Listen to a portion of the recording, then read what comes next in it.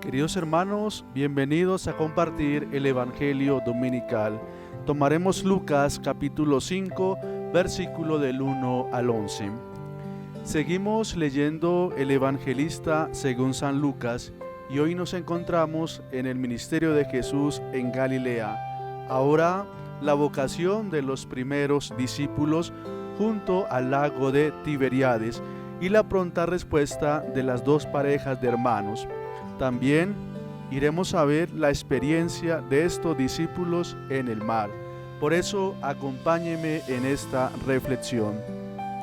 En el Evangelio se nos narra que Jesús estaba a la orilla del lago de Genesaret y allí estaba junto con los discípulos. Y Jesús se sienta a la barca y ellos comienzan a escuchar la palabra de Dios y el Señor a explicarles. Pero después que el Señor terminó de hablar con ellos, les dice que lleven la barca hacia la orilla para que comiencen a pescar. Sin embargo, ellos están echando las redes y no han pescado nada. Y Jesús le dice que vuelvan a echar las redes. Sin duda que Jesús es quien se monta en la barca, quien está con nosotros. ¿Será que Jesús está en nuestra vida? ¿Será que Jesús está sentado al pie de nosotros? Porque cuando Él toma la barca, todas las cosas se hacen mucho más fácil, pero a veces queremos desplazar a Jesús de la barca. Pedro, en su oficio, era un hombre diestro para pescar. Sin embargo, le dice a Jesús que va a echar las redes en el nombre de Él.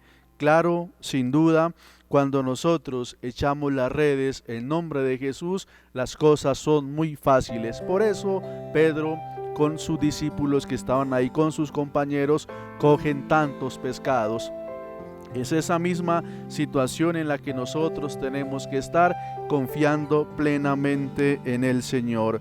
¿En quién deposito mis manos? La opción solamente es Jesús. Hoy el Señor nos invita para que echemos las redes del amor, de la misericordia, de la fidelidad, de aquellas situaciones a veces que hemos perdido. El mismo Jesús nos invita que echemos las redes en su nombre.